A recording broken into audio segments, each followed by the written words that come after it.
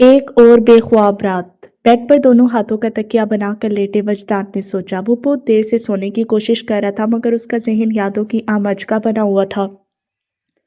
उसके जहन की सतह पर तैरती भूली बसरी यादों का कोई नक्श अचानक ही वाज़ेह हो जाता। फिर अगले ही पल यादों के नकूश धुंधला से जाते और उसका जहन उन्हें कुरीदने लगता।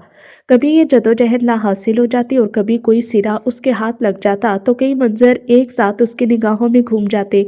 उसके बाद फिर यादों की स्क्रीन स्याह हो जाती और उसका जहन फिर से किसी गोहरे नायाब की तलाश में यादों के समंदर में गोते लगाने लगता।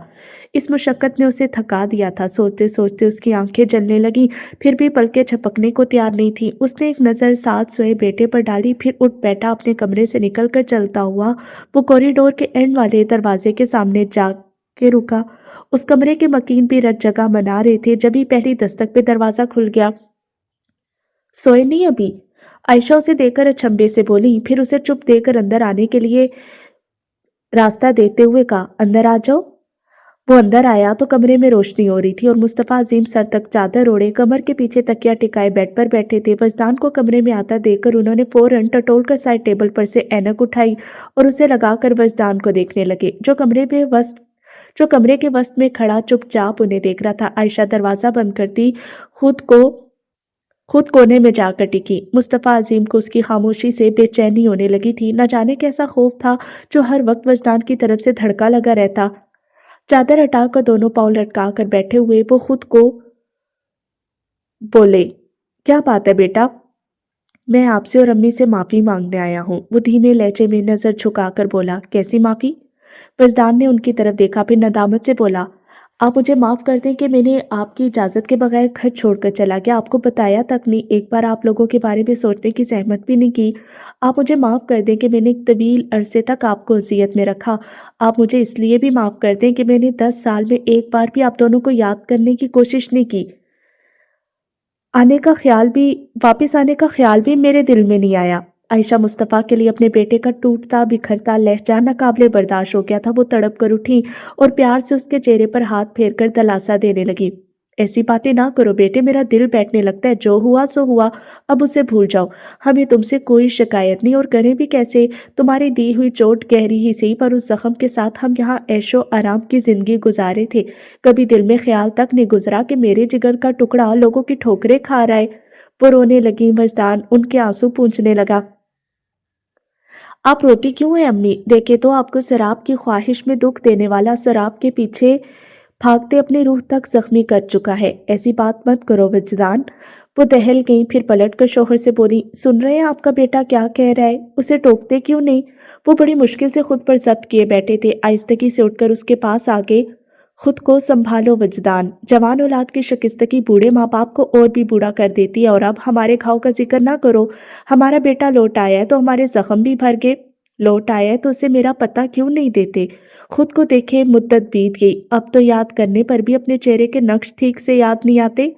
वजदान दुख से बोला। वो उसकी कैफियत को समझ रहे थे। उसका चेहरा दोनों हाथों में लेकर बोले, तुम अपने बाप के चेहरे को तो पहचानते हो ना? वो बोला, आपके गले लगते ही आपको पहचान गया था, तो बस इतना ही काफी है। वो मजबूत आवाज में बोले, तुम्हारे दुख दर्द समेटने के लिए माँ बाप है, तुम्हारा बड़ा भाई है जो हर मकाम पर तुम्हारा साथ देगा। फिर भला तुम्हें परेशान होने या उलझने की क्या जरूरत है? बात चीजें वक्त के साथ साथ अपने आप सुधर जाती हैं। और बेटे, अब तुम मलीहा पर भी सब्र कर लो। जिस खुशी की उम्र थोड़ी हो उस पर बड़ा दुख नहीं करते।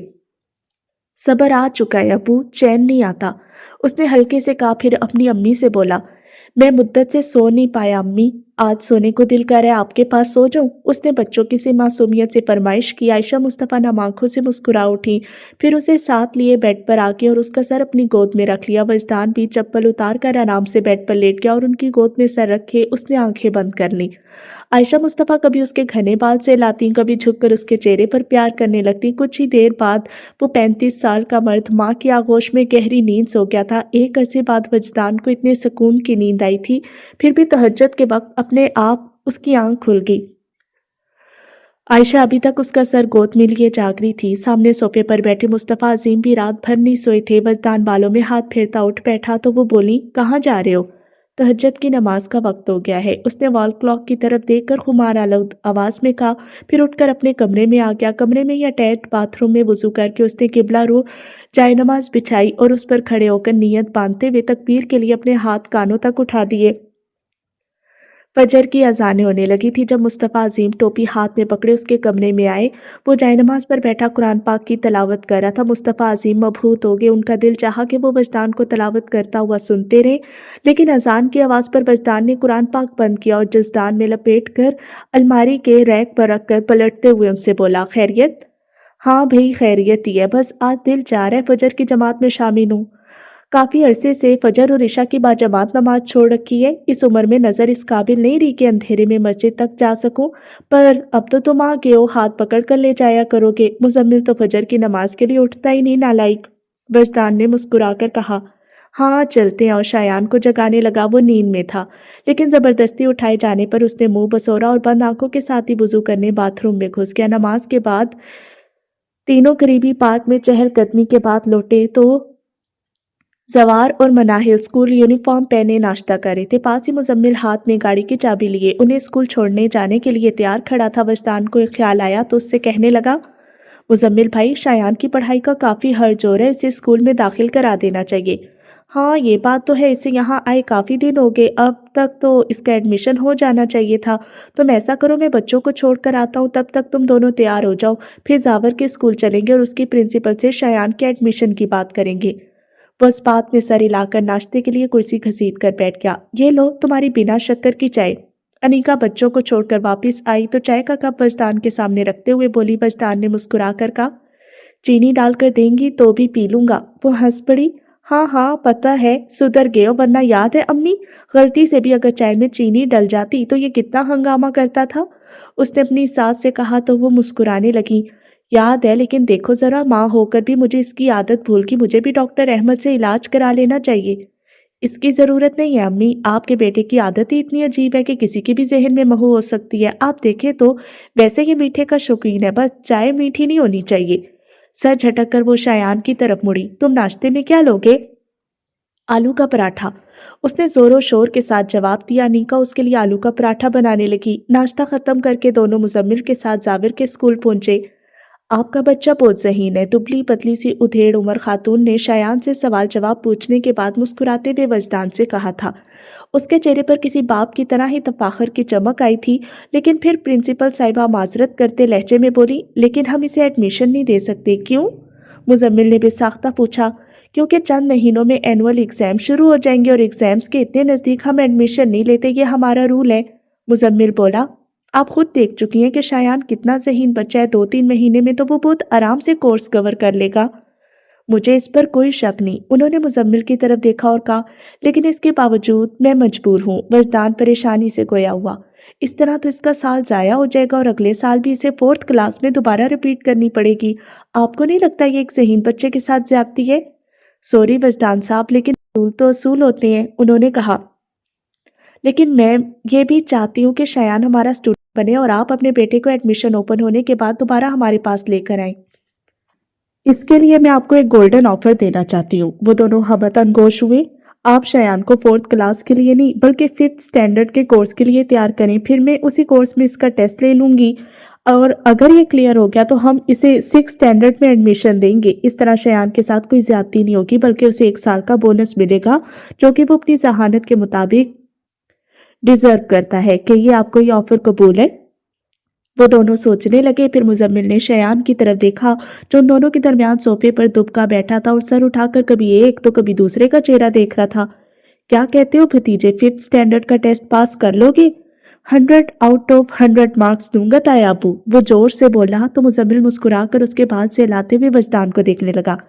ठीक है, हमारे बेटे को आपकी ऑफर पसंद है, इसलिए इनकार नहीं कर सकती। तो फिर आप आज से इसे 5th क्लास के कोर्स की तैयारी शुरू करवा दें और एग्जाम्स खत्म होने के बाद इसे ले आइएगा।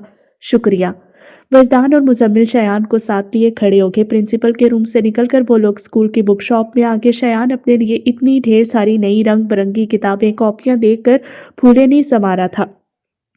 वापसी में वो पिछली सीट पर सारा वक्त अपने स्कूल बैग को बाजू में दबोचे बैठा रहा। जैसे ही वो लोग घर पहुंचे, शयान फौरन गाड़ी का दरवाजा खोलकर उतरा, साथ ही अपना बैग भी घसीट कर निकाल लाया और उसे लिए अंदर भाग गया। मुस्तफ़ा अजीम लाउंज में बैठे अखबार पढ़ रहे थे। वो सीधा उनके पास आया और बैग उनके घुटनों पर रखकर साथ ही सोफे पर चढ़कर बैठ गया। देखे दादा, अबू मेरी नई किताबें कितनी अच्छी हैं और अबू मेरे लिए कलर पेंसिल भी लेकर आए हैं। वो बैग खोलकर उन्हें अपनी किताबें और कलर पेंसिल दिखाने लगा। वजदान और मुजम्मिल साथ साथ चलते अंदर आए थे। पापा, क्या शायान मेरे साथ स्कूल जाएगा? हाँ। मुजम्मिल की बात पर वो खुशी से उछलने लगा। कितना मजा आएगा शायान, हम दोनों साथ स्कूल जाएंगे और स्कूल में क्रिकेट भी खेलेंगे। पता है वहां सब बड़े बड़े लड़के बैटिंग नहीं देते, बस बॉलिंग करवाते रहते। तुम आ जाओगे तो हम दोनों मिलकर खेलेंगे। ठीक है, पहले तुम बैटिंग करना, मैं बॉलिंग करवाऊंगा। फिर तुम बॉलिंग करना, मैं बैटिंग करूंगा। वहां तो बैटिंग ऑर्डर तक सेट हो गया था। जावर ने मंजूरी दी। मुनीर हसन अपने ऑफिस में बैठे थे कि उनके ऑफिस के दरवाजे पर दस्तक हुई। कमिन की आवाज के साथ ही ब्लैक पैंट कोट के साथ व्हाइट शर्ट पर ब्लैक टाई पहने वजदान दरवाजा खोलकर अंदर आया था। मुनीर हसन बेख्तियार उसे देखने लगे। उसे देखते हुए हर बार उनका दिल पिघलने लगता था। वो अपने उस एहसास को कोई नाम नहीं दे पाते थे। क्या मैं बैठ सकता हूँ? वो उनके सामने खड़ा पूछ रहा था। बैठो, उन्होंने कहा और वो हाथ में पकड़ी फाइल टेबल पर रखकर कुर्सी पर बैठ गया। मेरा नाम वजदान मुस्तफ़ा है। बात बहुत पुरानी है, लेकिन शायद आपको याद हो कि 10 साल पहले मैं आपकी लीगल फिर्म में वकील की हैसियत से जॉब करता था। सबूत के तौर पर यह अपॉइंटमेंट लेटर है जो आपके ऑफिस की तरफ से मुझे दिया गया था। उसने फाइल में से एक लेटर निकालकर उनके सामने टेबल पर रखा, मगर मुनीर हसन ने उसे हाथ भी नहीं लगाया और उसे देखते रहे जो कह रहा था। 10 साल तक कुछ नामुसाइद हालात की वजह से मैं ऑफिस में हाजिरी नहीं दे सका, लेकिन अब मैं अपनी जॉब को रीज्वाइन करना चाहता हूँ। हालांकि मैं अपनी जॉब पर वापस आने का कानूनन हक रखता हूँ, क्योंकि 10 साल में ना तो मैंने जॉब से रिज़ाइन किया और ना आपने मुझे नौकरी से बरतरफ करने के लिए लेटर जारी किया। लेकिन फिर भी मैं अपनी सीट पर वापस आने के लिए आपसे इजाज़त लेना चाहता हूँ। वो चुप होकर उनकी तरफ मुंतज़िर निगाहों से देखने लगा तो वो बोले, तुम्हें अपना तारुफ देने की ज़रूरत नहीं। तुम जैसा लापरवाह और गैर जिम्मेदार वकील मेरी लीगल फर्म में कोई अपॉइंट नहीं किया गया, और अपनी इस अकलौती गलती को मैं कैसे भूल सकता हूँ। तुम इंतहा दर्जे के नॉन प्रोफेशनल शख्स हो। एक लड़की की खातिर तुम महीनों ऑफिस को नज़रअंदाज करते रहे और फिर कोई इतला दिए बगैर 10 साल की छुट्टी पर चले गए। तुमने इतना भी नहीं सोचा कि उस वक्त तुम्हारे 2 केसेस अदालत में चल रहे थे जिन्हें तुम बीच में ही छोड़कर चले गए थे। तुमने अपने कैरियर के साथ जो किया सो किया, मगर मेरी और मेरी फर्म की रेपुटेशन को जो नुकसान पहुंचा वो क्या? लोग कहते हैं जो हो जाए। एडवोकेट मुनीर हसन के पास केस लेकर मत जाना। उसके वकील तो क्लाइंट को अदालत के कमरे में छोड़कर भाग जाते हैं। तुम किस बेस पर अपनी जॉब वापस लेने की बात करते हो, जबकि तुम्हारी लापरवाही अब भी वहीं की वही है। तुम्हें वापस आए 3 महीने से ज़्यादा हो चुके और तुम अब रीज्वाइनिंग की एप्लीकेशन देने आए हो। इस बात की क्या गारंटी है कि जॉब वापस मिलते ही तुम पहले जैसे गैर जिम्मेदाराना हरकतें नहीं करोगे? वो किसी बॉस की तरह ही डपट कर बोले। वजदान ने आहिस्ता से बोला, अब आपको कभी मुझसे गैर जिम्मेदारी की शिकायत नहीं होगी सर, क्योंकि आपकी भांजी जैसी और कोई नहीं जिसके लिए मैं इस हद तक चला जाऊं। मुनीर हसन ने अफसुर्दगी से अपनी नज़र झुका ली, फिर दराज में से एक फाइल निकालकर उसके सामने टेबल पर रखते हुए कहा, इस केस को अच्छी तरह स्टडी करके इसके पॉइंट्स बनाओ। हम लंच के बाद इस पर बात करेंगे। Right sir. वो फाइल लेकर उठ गया तो मुनीर हसन धीरे से बोले, क्या हो जाता वजदान जो तुम बता देते? वजदान अपना पाँव नहीं उठा सका। गर्दन मोड़कर उनसे बोला, क्या हो जाता जो मैं बता देता? मुनीर हसन बेबसी से होंठ काटते हुए बोले, शाम को घर आ जाना, इफ्तिखार भाई तुम्हें याद कर रहे थे, और हाँ, शयान को भी साथ लेकर आना, बहुत प्यारा बच्चा है। जी अंकल। वो कहकर ऑफिस से निकल गया। शाम को वो आफाक के घर पहुंचा तो गाड़ी खुद ही ड्राइव कर रहा था। बैरूनी गेट जो अक्सर खुला रहता था उस वक्त भी खुला था। शयान गाड़ी रुकते ही दरवाज़ा खोलकर उतरता अंदर भाग गया। वजदान ने कार लॉक की और इतला घंटी बजाता खुले गेट से अंदर दाखिल हो गया। अंदर कदम रखते ही उसकी नज़र दालान में बिछे तख्त पर उठ गई थी। एक याद ने चुपके से आकर वजदान का दामन थाम लिया। वजदान को एक शाम याद आ गई और शाम का सहर, मगर असल सहर तो उन आंखों का था जिन पर झुकी सुनहरी पलकें बेखबरी में ही उठकी थी। फिर उन आंखों में वो हैरत का امٹنا، اس پل کو یاد کر کے ہی وجدان کا دل تھم گیا تھا۔ دل میں اسی خواہش کا ورد کرتا وجدان بے اختیار اس کے پاس چلا آیا تھا اور دالان میں بچھے تخت پر بیٹھی ملیحہ اسے اپنے سامنے زمین پر گھٹنا ٹکا کر بیٹھتے دیکھ کر پلکیں جھکاتے ہوئے اپنے آپ میں سمٹ گئی تھی۔ اسے سمٹتے دیکھ کر وجدان پر بے خودی سی طاری ہو گئی اور اسی بے خودی میں اس کے لبوں نے سرگوشی کی، مجھے یقین تو نہیں ہے مگر یہی سچ ہے، میں تیرے واسطے عمریں گزار سکتا ہوں۔ یہی نہیں کہ تجھے جیتنے کی خواہش ہے، میں تیرے واسطے خود کو بھی ہار سکتا ہوں۔ میں عمریں گزار آیا ہوں ملیحہ، میں خود کو ہار آیا ہوں۔ وجدان نے خالی تخت کو دیکھتے ہوئے سوچا۔ وہ رات بہت بھاری تھی، نیند آنا تو دور، وجدان کی پلک بھی نہ جھپکی۔ وہ بے قرار سا لان میں ٹہلتا رہا، پھر تھک کر لان سے چھت تک جاتی سیڑھیوں پر جا بیٹھا اور دور خلا میں دیکھتے ہوئے کہنے لگا، اپنی مرضی تھی تو 10 سال میرا صبر آزمایا، آج میں چاہ رہا ہوں کہ آ جائیں تو آ کیوں نہیں جاتی؟ پھر دل کی جو حالت ہوگی دیکھا جائے گا، کم از کم آنکھوں کو سکون مل جائے گا۔ بس ایک بار ملیحہ، بس ایک بار۔ آج پھر ٹوٹنے کی رات تھی، کیا جھگڑا سود خسارے کا یہ کام نہیں بن جارے گا؟ سب سونا روپیہ لے جائے، سب دنیا دنیا لے جائے، تم ایک مجھے بہتری ہو، ایک بار کہو تم میری ہو۔ اور وہ ٹوٹتا چلا گیا۔ یہ خواہش بھی تو آپ کی موت کے ساتھ نہیں مر سکی، لگتا ہے میری موت کے ساتھ ہی ختم ہوگی۔ دونوں ہاتھوں سے چہرے کو ڈھکتے ہوئے وہ ہاتھوں کو بالوں میں سے گزار کر سر کے پیچھے لے گیا، پھر انگلیوں کو آپس میں پھنسا کر سیڑھیوں پر لیٹ گیا۔ آفاق اور سمیرہ اپنے دونوں بچوں کے ساتھ وجدان کے گھر کے لاؤنج میں آ بیٹھے تھے۔ وجدان اور اس کے امی ابو، اس کے بھائی بھابھی کے ساتھ ہی لاؤنج میں موجود تھے۔ سبھی بچے وہیں آس پاس ہی قالین پر دائرہ بنائے بیٹھے اپنا گروپ الگ کیے ہوئے تھے، اور جب وجدان کو پتہ چلا وہ ارم کی شادی کا دعوت نامہ لے کر آئے تو حیرت سے بولا، ارم تو اتنی بڑی ہوگی؟ سمیرہ مسکرا دی، ہاں ہو گئی ہے، تبھی تو اس کی شادی کر رہے ہیں۔ مجھے تو نہیں لگتی، ہاں قد کچھ لمبا ہو گیا اور بال بھی بڑھا لیے، مگر پھر بھی بچی سی لگتی ہے اور حرکتیں تو ذرا نہیں بدلی، بات بات پر چڑھتی ہے، تم جو چڑھانا نہیں چھوڑتے؟ آفاق نے مسکراتے ہوئے کہا۔ آفاق نے خالی کپ ٹیبل پر رکھتے ہوئے وجدان کو اشارہ کیا اور دونوں اٹھ کر باہر آ گئے۔ تم ٹھیک ہو؟ پودے کے پتے کو نوچتے ہوئے آفاق نے بظاہر سرسری سا پوچھا تھا۔ وجدان اس کی بات پر ذرا سا مسکرایا اور بولا، تمہیں میرے ٹھیک ہونے پر شک کیوں رہتا ہے؟ پورے 5 مہینے کا کورس کر چکا ہوں اور اب تو میرے پاس مینٹل ہیلتھ کا سرٹیفکیٹ بھی ہے۔ چلو یہ تو اچھی بات ہے کہ اب تم ٹھیک ہو، ہم سبھی چاہتے ہیں کہ تم بالکل ٹھیک ہو جاؤ، آفاق نے کہا، پھر اس کی طرف دیکھنے لگا۔ لیکن وجدان، میں اکثر سوچتا ہوں کہ کاش تم ملیحہ کی اس ایک جھلک کو بھول جاتے تو شاید وہ سب نہ ہوتا جو ہوا، ملیحہ مرتی نہ، تمہارے حصے میں اتنی بربادیاں آتی۔ مجھے بتاؤ وجدان، آخر تم نے محبت کر کے کیا پایا؟ وجدان خاموشی رہا، کچھ بھی نہیں، لیکن اگر تم محبت نہ کرتے تو آج عمر کے اس حصے میں جب تمہارے ساتھ کے لوگ اپنے کیریئر کی اونچائی پر پہنچ چکے ہیں، تمہیں صفر سے شروعات نہ کرنی پڑتی۔ تم ان 10 سالوں میں بہت کچھ پا سکتے تھے، عزت، شہرت، دولت اور ان گنت کامیابیاں۔ وہ چپ ہوا تو وجدان نے بولنا شروع کیا، ملیحہ کی اس ایک جھلک کو بھول جاتا تو اپنی تنہائیوں میں کس چہرے کو یاد کرتا؟ محبت میں صرف پانا اور کھونا ہی نہیں ہوتا، یہ انسان کو اپنی رمز بھی سکھاتی ہے، جسے سیکھنے کی 2 ہی شرطیں ہیں، ایک محبت کو پانے سے مشروط نہ کرنا، 2 کھونے پر محبت کو ترک نہ کرو۔ اور اگر کوئی سمجھے تو یہی 2 شرطیں محبت کی رمز ہیں، اور اس رمز کو سمجھ گیا اس کی محبت خالص ہوگی، اور خالص محبت سچے ایمان کی طرح ہے، کیونکہ اس کی بھی یہی خاصیت ہے کہ پانے اور کھونے سے مشروط نہیں ہوتا۔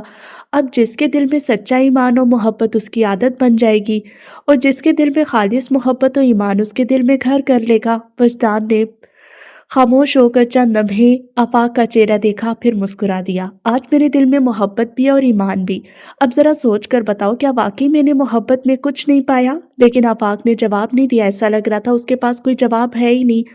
وجدان ذرا سا جھکا، سر کو جھٹکا اور کہا، جانے دو، تم جواب نہیں دے پاؤ گے، کیونکہ زیادہ تر لوگوں کی طرح تمہارے لیے بھی اسی چیز کو پانا کہتے ہیں جس سے دنیاوی اور مادی فائدہ حاصل ہو سکے۔ تمہاری نظر بس عزت، دولت، شہرت اور کامیابیوں تک ہی جاتی ہے، تمہارے نزدیک میں جو نہیں پا سکا ایک دن اسے پا لوں گا، مگر میں جو کھو چکا ہوں اس کے افسوس کرنے کے لیے 10 سال بہت کم ہے۔ لیکن مجھے تمہارے خلوص پر بھی کوئی شک نہیں، اس لیے تسلی رکھو، میں اب کیریئر کو پوری توجہ دے رہا ہوں۔ شایان میری ذمہ داری، اور میں جانتا ہوں کہ اس کے محفوظ مستقبل کے لیے میری کامیابیاں ضروری ہیں۔ یعنی یہ کریڈٹ بھی شایان کو جاتا ہے؟ وہ ہلکے پھلکے انداز میں بول کر مسکرایا، پھر سنجیدہ ہو گیا۔ لیکن وجدان، تمہیں نہیں لگتا تم نے اس بچے کو اپنی کمزوری بنا لی ہے؟ پتہ نہیں آفاق، اس بچے میں کیا ہے جو میرا دل اس کی طرف کھینچا چلا جاتا ہے۔ اپنے آپ ہی میں اس کے لیے باپ کی طرح سوچنے لگا ہوں۔ میرا دل چاہتا ہے میں اسے دنیا کی ہر وہ خوشی دوں جو میرے اختیار میں ہے، اور میں ایسا ہی کروں گا، اور اگر ضرورت پڑی تو اس کی خوشی کی خاطر اپنے اختیار کی آخری حد سے بھی گزر جاؤں گا۔ اس کا لہجہ مضبوط تھا۔ چلو چھوڑو، یہ بتاؤ بابا جان کیسے ہیں؟ کون بابا جان؟ آفاق فوری طور پر سمجھا نہیں تو اس کی شکل دیکھنے لگا۔ ملیحہ کے بابا جان، وجدان نے کہا۔ اچھا وہ؟ آفاق نے لفظوں کو لمبا کھینچا۔ تمہیں ان کا خیال کیسے آ گیا؟ وہ ملیحہ کے بابا ہیں تو میرے لیے بھی باپ کی جگہ ہوئے، پھر کیا مجھے ان کا خیال نہیں آنا چاہیے؟ بلکہ میں تو جب بھی ملیحہ کو سوچتا ہوں ساتھ ہی بابا جان اور ہادی بھائی کا خیال آ جاتا ہے۔ پتہ نہیں ملیحہ کے بعد کس طرح جی پائے ہوں گے، خاص طور پر ہادی بھائی۔ وہ تو شروع سے ہی لا علم تھے اور آخری وقت تک لا علم رہے۔ پتہ نہیں سب جان کر ان کی کیا حالت ہوئی ہوگی۔ میرے بعد وہ دنیا کے دوسرے شخص ہیں جن کے بارے میں مجھے یقین تھا کہ انہیں خود سے زیادہ ملیحہ کی پرواہ ہے۔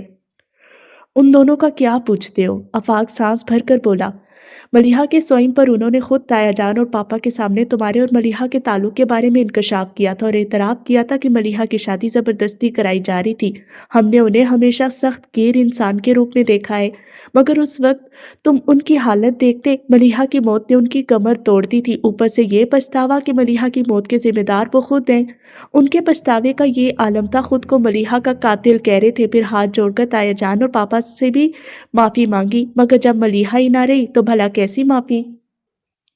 نور الہدیٰ بھی کچھ کم برہم نہیں تھا، مگر اس کی مجبوری یہ ہے کہ اسے پھپھا جان سے بہت محبت ہے، وہ کچھ بھی کر لے ان سے تعلق نہیں توڑ سکتا۔ پھر بھی یہی وہاں سے اطلاع ملتی رہتی ہے کہ اس کے رویے میں پھپھا جان کے لیے سرد موری آ گئی ہے، اور ملک انکل کی ڈیتھ کے بعد سے تو وہ بالکل گوشہ نشین ہو چکے ہیں۔ ان کی حالت کا سن کر تو ہاتھ اپنے آپ کانوں کو چھونے لگتے ہیں۔ آفاق نے محسوس کیا کہ بابا جان کی حالت کا سن کر وجدان مضطرب ہو گیا تھا۔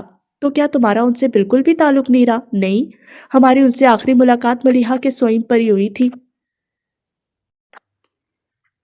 اس کے بعد ایک بار نور الہدیٰ اپنی شادی کا انویٹیشن دینے آیا تھا تایا جان، اور پاپا نے تو صاف منع کر دیا، لیکن ہمیں اجازت دے دی تھی، مگر کوئی نہیں گیا۔ قصر فاروقی نے 2 ایسے بڑے صدمے دیے ہیں کہ اب اس کی طرف دیکھنے کو بھی دل نہیں کرتا، لیکن پھر بھی نور الہدیٰ کا نام سنائی دیتا رہتا ہے۔ وہ ایک کامیاب بزنس مین ہے، اور اگر تم بزنس میگزین پڑھو تو ان میں اکثر نور الہدیٰ اور فاروقی گروپ آف انڈسٹریز کے بارے میں چھپتا رہتا ہے۔ چلو یار اندر چلتے ہیں، یہاں دھوپ بہت تیز ہے۔ اس کا دل اچاٹ ہو گیا تھا، لہجے میں بیزاری صاف جھلک رہی تھی۔ آفاق بھی اس کے پیچھے پیچھے اندر آیا تو بچے سینٹر ٹیبل پر البم کھول کر اس کے ارد گرد قالین پر بیٹھے تھے اور تصویریں دیکھتے ہوئے تبصرے کر رہے تھے، لیکن ان کے بچکانہ تبصرے اتنے مزیدار تھے کہ سب اپنی باتیں چھوڑ کر صوفوں پر آگے جھکے تصویروں کو دیکھتے ہوئے ان کی باتوں پر ہنس رہے تھے۔ البم دیکھتے دیکھتے ایک تصویر کو دیکھ کر 6-7 سال کی فائزہ دونوں ہاتھ البم پر رکھ کر جھکتے ہوئے تصویر کو قریب سے دیکھ کر بولی، واؤ مناہل، تمہاری ممی کتنی اچھی لگ رہی ہے۔ میری ممی تو ہے ہی اچھی، وہ اٹھلا کر بولی، مگر میری ممی زیادہ اچھی ہیں۔ فائزہ کو جیسے اپنے بے ساختہ اظہار پر افسوس ہوا تھا۔ ظاہر کو اس کی بات اچھی لگی تھی، تیز لہجے میں کہا، جی نہیں، میری ممی زیادہ اچھی ہیں۔ فائزہ اپنے سے بڑے ظاہر کے لہجے پر سہم گئی۔ جواد نے جو اپنی بہن کو کمزور پڑتے دیکھا تو فوراً میدان میں کود پڑا، غلط، میری ممی سے زیادہ اچھا کوئی ہو ہی نہیں سکتا۔ مناہل کافی صلح جو بچی تھی، اس نے جو سب کے بگڑے تیور دیکھے تو فوراً بولی، ایک منٹ، لڑنے کی کیا ضرورت ہے؟ ہم شایان بھائی سے پوچھ لیتے ہیں کہ کس کی ممی زیادہ اچھی ہے۔ ہاں یہ ٹھیک ہے۔ سب کو یہ آئیڈیا پسند آیا تھا۔ پھر جواد سب کی نمائندگی کرتے شایان سے بولا، بتاؤ شایان، ہماری ممی زیادہ اچھی ہے یا زاور اور مناہل کی؟ ننھے جج نے مدبرانہ انداز میں دونوں پارٹیوں پر نظر ڈالی، پھر سب بڑوں کو دیکھا جن کے ہونٹوں میں مسکراہٹیں دبی تھی، اور آرام سے فیصلہ سنایا، تم سب کی ممی اچھی ہے، مگر سب سے اچھی تو صرف میری امی ہے۔ وجدان، آفاق اور سمیرہ ہی اس کی بات سن کر اچنبھے میں گھر گئے تھے، ورنہ باقی سب تو ہنستے ہنستے بے حال ہو گئے، لیکن بچے ایک نئے حریف کو پا کر خاصے بد دل ہو گئے تھے۔ ظاہر تو تنک کر بولا، جھوٹ مت بولو، تمہاری تو کوئی امی ہے ہی نہیں۔ شایان جھٹ سے بولا، میں جھوٹ نہیں بول رہا ہوں، میری امی ہے تو دکھاؤ۔ جواد نے بڑھ کر چیلنج کیا تو شایان اداس سا ہو کر بولا، وہ تو اللہ میاں کے پاس چلی گئی ہیں۔ مگر پھر جوش سے کہنے لگا، لیکن میرے پاس ان کی تصویریں ہیں۔ فائزہ بولی، تو تصویریں ہی دکھا دو۔ ابھی لایا۔ वो उठा और भाग गया। वजदान उलझ गया था कि आखिर शयान ने अपनी माँ कहाँ से तलाश कर ली। आफाक और सुमेरा भी हैरान से थे। तभी वो वापस आया। ये रही मेरी अम्मी की तस्वीरें, उसने कहते हुए लिफाफा हाथ में पकड़कर झाड़ दिया और टेबल पर पहले से खुले एल्बम के ऊपर मलिहा की तस्वीरें बिखर गईं। वजदान के तो होश उड़ गए थे। आफाक और सुमेरा भी सटपटा के दोनों ने एक साथ उसकी तरफ वजाहती निगाहों से देखा। फिर उसके मुतगैर चेहरे को देखकर एहसास हुआ कि वो भी हैरत में है।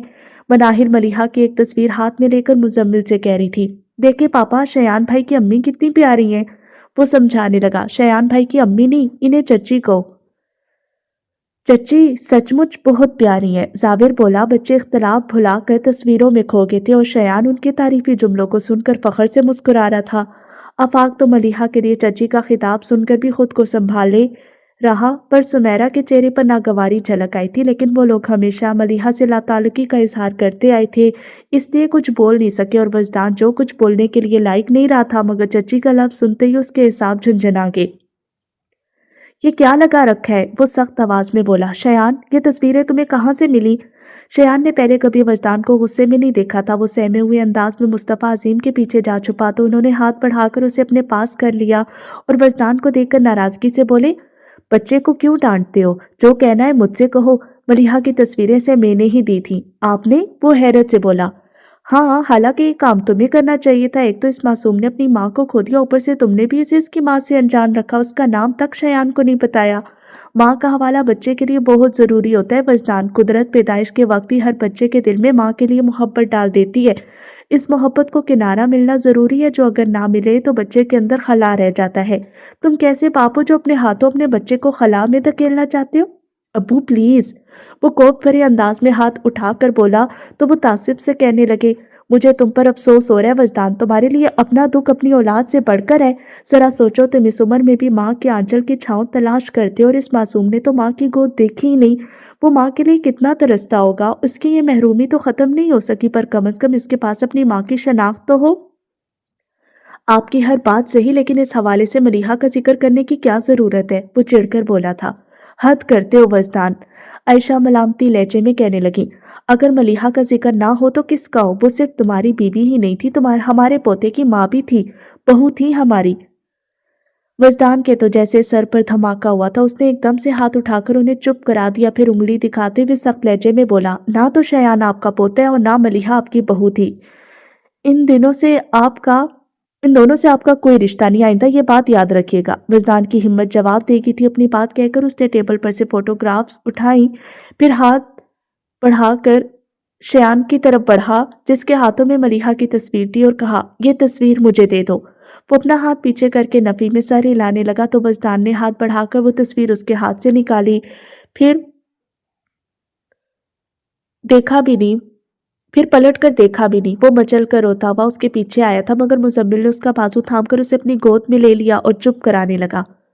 मगर वो रोता ही गया। आफाक और सुमेरा अब वो पुरसकून हो गए थे। आंखों में एक दूसरे को इशारा करके उठ गए। हम चलते हैं, आफाक ने सकते में घिरी आयशा से कहा, पर किसी ने जैसे सुना ही नहीं और वो दोनों अपने बच्चों के साथ बाहर आके गाड़ी में बैठते ही सुमेरा आफाक से बोली, ये लोग भी अजीब है, ना किसी से पूछा ना सवाल के और सब कुछ खुद ही फर्ज करके बैठ गए। मगर अब तो वजदान साफ साफ कह चुका है, बस बात खत्म होगी, लेकिन घर में किसी से जिक्र ना करना। सुमेरा को हदायत करते हुए आफाक ने इंजन स्टार्ट कर दिया, मगर बात खत्म नहीं हुई थी। आयशा की हालत खराब हो गई थी। अनीका फटाफट जाकर ग्लूकोज बना लाई, जिसे पीकर उनके हवास कुछ वापिस आए। आपने देखा मुस्तफ़ा साहब, वो कैसे कहकर गया कि शयान से हमारा कोई रिश्ता नहीं। उसका दिल मेरी तरफ से साफ नहीं हुआ, हालांकि उसने भी तो मलिहा से शादी करके अपनी मर्जी पूरी कर ली थी। फिर अगर वो ना आ सकी तो मेरी क्या गलती है? अनीका उनके पास बैठकर प्यार से उनके बाल समेटते हुए बोली, वो जो भी कहे, मगर सच तो यही है ना कि शयान आपका खून है, फिर दिल छोटा क्यों करती है? मुजम्मिल भी। अनीका ठीक कह रही है अम्मी, शयान हमारा खून है और ये रिश्ता कभी नहीं टूट सकता। और अब्बू, आप भी शयान हमेशा समझाते रहे कि वजदान के सामने मलिहा का नाम ना ले, वो डिस्टर्ब हो जाएगा और खुद वही गलती कर दी।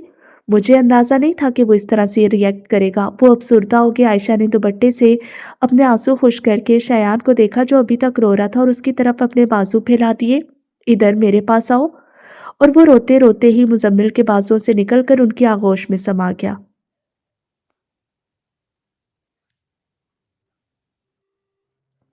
वजदान दोनों हाथों से सर थाम कर बेड पर बैठा था। उसके वहमो गुमान में भी नहीं था कि शयान के हवाले से उसके घर वाले क्या सोच रहे थे। अपनी नाकाम तमन्ना को इस रूप में देखकर उसके सारे जख्म रिसने लगे थे। वो खुद को समेटने में लगा हुआ था कि अनीका अचानक ही बिना दस्तक दिए घबराई सी कमरे में चली आई। क्या बात है भाभी? वो उसकी आवाज पाख्तगी पर चौंक गया। बाहर आकर देखो, वजदान शयान रोते रोते बेहोश हो गया है।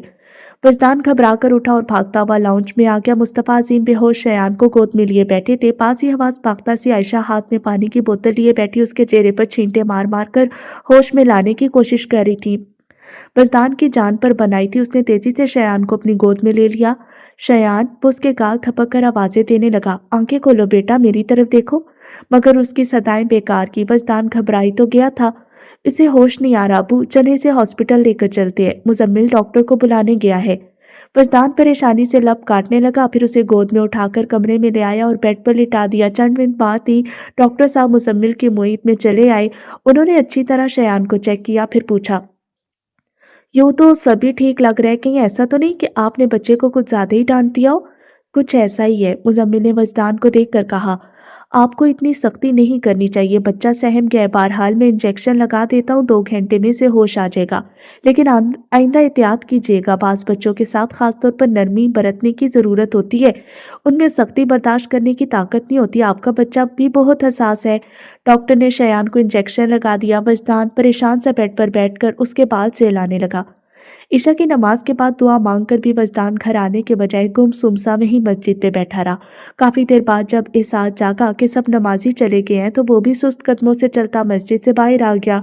उसे शिद्दत से गम गुसार की जरूरत महसूस हो रही थी। घर जाने के बजाय वो आफाक के घर आ गया। तुम इस वक्त?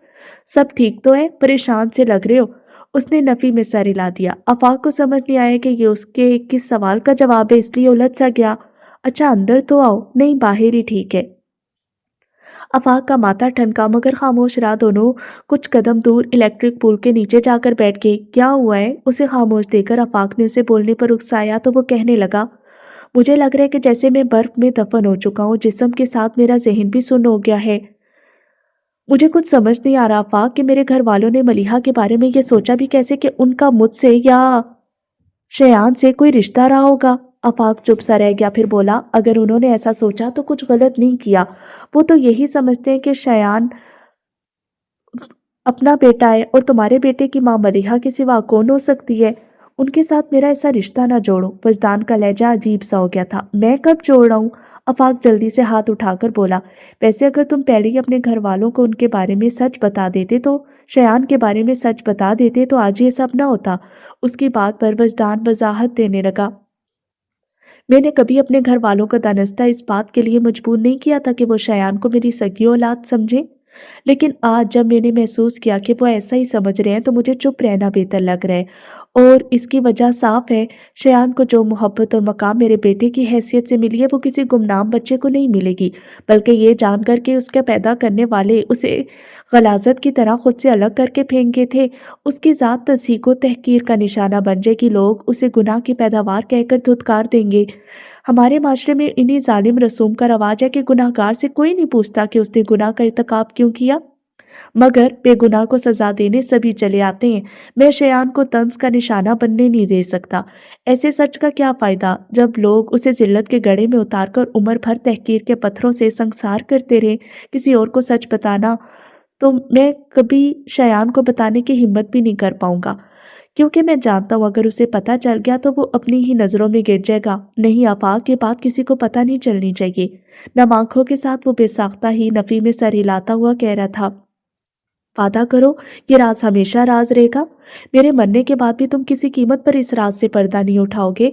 शयान मेरा बेटा है और उसका ये भरम हमेशा कायम रहना चाहिए। बल्कि मैं तो ये दुआ करता हूँ कि क़यामत के दिन भी उसका ये भरम ना टूटे। मैं वादा करता हूँ कभी ये बात मेरी जुबान पर नहीं आएगी। आफाक ने वादा किया था, फिर कसदन माहौल में रचे तनाव को कम करने के लिए मुस्कुरा कर बोला, तुम सिर्फ ये वादा लेने के लिए इस वक्त चले आए? लेकिन वजदान के तासुरात में कोई तब्दीली नहीं आई। नहीं, मैं तो इस ख्याल से परेशान होकर तुम्हारे पास आया था जो मलिहा के लिए मेरे घर वालों के जहन में है। लेकिन वो बात तो साफ हो गई थी। आफाक अचंभे से बोला, नहीं हुई। लेकिन उन्हें तो मैं कोई भी कहानी सुनाकर समझा लूंगा। असल मसला शयान का है जिसके दिल में मलिहा माँ की हैसियत से नक्श हो चुकी है। सिर्फ उनकी तस्वीरें छिन जाने पर उसका रद्द-ए-अमल इतना शदीद है कि तुम्हारे जाने के बाद रोते-रोते बेहोश हो गया। काफ़ी देर बाद होश आया भी तो अभी तक बुखार में फनक रहा है, लेकिन दोपहर से पानी की एक बूंद भी हलक से नहीं उतारी। दवा लेने की तो बात ही क्या है। सोचता हूँ अगर मरीहा का ख्याल उससे छिन गया तो क्या करेगा। उसकी आवाज़ की परेशानी से हालात की संगीनी का अंदाज़ा करके आफाक भी परेशानी में घिर गया था, लेकिन उसके पास भी उस परेशानी का कोई हल नहीं था। दोनों कितनी ही देर खामोश बैठे अपनी सोचों से उलझते रहे। फिर थक कर वजदान उठ खड़ा हुआ। अब चलता हूँ, शयान की तबीयत ठीक नहीं, मुझे उसकी फिक्र हो रही है। आफाक ने बस सर हिलाने पर इक्तफा किया। वजदान घर पहुंचा तो मुस्तफ़ा अजीम उसके इंतजार में बेचैनी से गेट के पास टहल रहे थे। उसे देखकर तेजी से उसके पास आए। हद होती है लापरवाही की, बीमार बच्चे को छोड़कर कई घंटों से गायब हो। किसी और का एहसास ना सही, इंसान अपनी औलाद का एहसास तो कर ही लेता है। क्या शयान की तबीयत ज़्यादा ख़राब हो गई है? उनके अंदाज से समझकर वो परेशान हुआ तो वो और भी भड़क के, खुद ही जाकर देख लो। कमरे में आया तो बेड पर नज़र पड़ते ही वो घबरा गया। शयान बेसुध पड़ा था। मुजम्मिल परेशान सी सूरत लिए उसके सरहाने बैठा था। दूसरी तरफ मुतफक्किर से बैठी अनीका उसके माथे पर पट्टियां रख रही थी। उसके सामने ही आयशा बैठी थी और ठंडे पानी में भीगा तौलिया कभी शयान के तलवों पर रगड़ती और कभी नम तौलिए से उसका सीना मसलने लगती तो लगता भाप उड़ रही हो। लेकिन शयान के दहकते चेहरे को देखकर लग नहीं रहा था कि उनकी कोशिशें सूदमंद साबित हो रही हैं। वजदान बौखलाया सा शयान के पास चला आया। आयशा मुस्तफ़ा ने उसे बेड के दूसरी तरफ आकर बैठते देखा तो गुस्से से बोली, तुम अब आ रहे हो? वो उन्हें नज़रअंदाज करता शयान के चेहरे पर हाथ रखकर बुखार की शिद्दत महसूस करके परेशानी से बोला, बुखार तो बहुत तेज हो गया है। तो वो तिड़क कर बोली, तुम्हें क्या, तुम जाकर मरी बीवी का दुख मनाओ, जिंदा औलाद चाहे तड़पती रह जाए, पर याद रखो जिसकी याद में सुबह शाम उदास फिरते हो उसे पैदा करने वाली भी वही थी। तुम मरीहा पर सिर्फ अपना हक समझते हो, मगर ये भी इस हक में शामिल है। और मत भूलो कि औरत पर शोहर से ज्यादा हक औलाद का होता है, और जिसने ये हक छीना उसे माफी नहीं मिलेगी। बस करें अम्मी। मुजम्मिल ने उन्हें ठंडा करने की कोशिश की तो वो उसी पर चढ़ दौड़ी। खबरदार, जो तुमने इसकी तरफदारी की तो गजब खुदा का क्या हालत होगी है बच्चे की। दोपहर से रात में ही नुचड़ कर रह गया, मगर बाप को परवाह ही नहीं। क्या हो गया अम्मी? कुछ तो ख्याल करें, उसका बच्चा बीमार है और भला बाप से ज्यादा किसे परवाह हो सकती है। रिलैक्स यार, इतना परेशान होने की जरूरत नहीं, बच्चे तो बीमार पड़ा ही करते हैं। मुजम्मिल की तसल्ली के जवाब में भी वजदान खामोश ही रहा। शयान के तपते हाथ की पुश्त पर होंठ रखते हुए आंसू जब्त करने की कोशिश में वजदान की आंखें सुर्ख हो गई थीं। वो खुद को बेबसी के इंतहा पर महसूस कर रहा था। रात काफ़ी हो गई है मुजम्मिल भाई, जाएं आप भाभी को भी ले जाएं और खुद भी आराम करें। और अब्बू, आप भी तो थक गए होंगे, आप शयान की फिक्र ना करें, मैं इसके पास हूँ। और अम्मी को भी समझाएं, यूँ परेशान होने से इनकी तबीयत खराब हो जाएगी। उसने मुस्तफ़ा अजीम से कहा तो उन्होंने सर इस बात में हिला दिया और उठकर कमरे से बाहर चले गए। वक्फे वक्फे से सब उठकर अपने अपने कमरे में आराम करने चले गए। 8 साल में पहली बार ऐसा हुआ कि वजदान ने जमात छोड़ दी हो। फजर की नमाज उसने कमरे में ही पढ़ी थी। फजर की नमाज के बाद वो जाए नमाज पर बैठा दुआ मांग रहा था। ये तो मैं जान चुका था कि तू कभी लेकर और कभी देकर आजमाता है, मगर ये ना जान पाया कि कभी कभी तू पुराने जख्मों को उधेड़ कर भी नई आजमाइश में डालता है। अल्लाह, मुझे इतनी ताकत देना कि इस आजमाइश से गुजर जाऊं। मुंह पर हाथ फेरते हुए वो सजदा रेज हो गया। फिर जाए नमाज तय करके अलमारी में रखता वो बेड पर बैठकर शायान का टेम्परेचर चेक करने लगा। रात भर वजदान ने कमर बिस्तर से ना लगने दी थी। अब कहीं जाकर कुछ तसल्ली हुई तो वो तकिया ऊंचा करके नीम दराज हो गया।